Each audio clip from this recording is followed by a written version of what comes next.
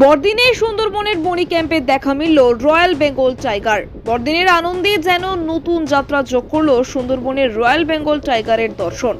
25শে December বড়দিন উপলক্ষে দক্ষিণ চব্বিশ পরগনার সুন্দরবন অঞ্চলে পর্যটকদের ভিড় ছিল চোখে পড়ার মতো।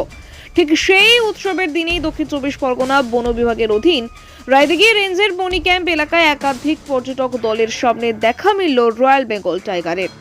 সূত্রের খবর, মহামায়া বোর্ডের প্রায় 40 জন পর্যটক প্রায় 5 মিনিট ধরে বাঘের দর্শন পান। শান্তভাবে বাঘের চলাফেরা প্রত্যক্ষ করে রীতিমতো উচ্ছ্বাসিত হয়ে ওঠেন পর্যটকরা। একই সঙ্গে মুর্শিদাবাদ, নদিয়া, পূর্ব মেদিনীপুর এবং দক্ষিণ চব্বিশ পরগনার বারুইপুর থেকে আসা আরও একটি 15 জনের পর্যটক দলও বাঘের দেখা পান।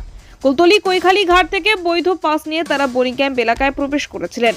নৌকার গাইড মুক্তরাম সর্দার জানান, দুপুরের দিকে আচমকায় জঙ্গলের ধারে রয়্যাল বেঙ্গল টাইগারকে দেখতে পান পর্যটকেরা। পর্যটকদের নিরাপত্তা বজায় রেখে দ্রুত পরিস্থিতি সামাল দেওয়া হয়। বন দপ্তরের নজরদারিও ছিল কড়া। স্থানীয়দের মতে সাম্প্রতিক সময়ে সুন্দরবনের বারবার বাঘের দেখা মিলেছে। এর ফলে একদিকে যেমন পর্যটকদের আগ্রহ বাড়ছে, তেমনি সুন্দরবনের ভ্রমণের প্রবণতাও দিন দিন বৃদ্ধি পাচ্ছে। বাঘ দর্শন সাধারণত বিরল ঘটনা হলেও বড়দিনের মতো বিশেষ দিনে এমন অভিজ্ঞতা পর্যটকদের কাছে নিঃসন্দেহে স্মরণীয় হয়ে থাকলো। দক্ষিণ চব্বিশ পরগনা থেকে গোপাল সিলের রিপোর্ট, ডিএন নিউজ বাংলা।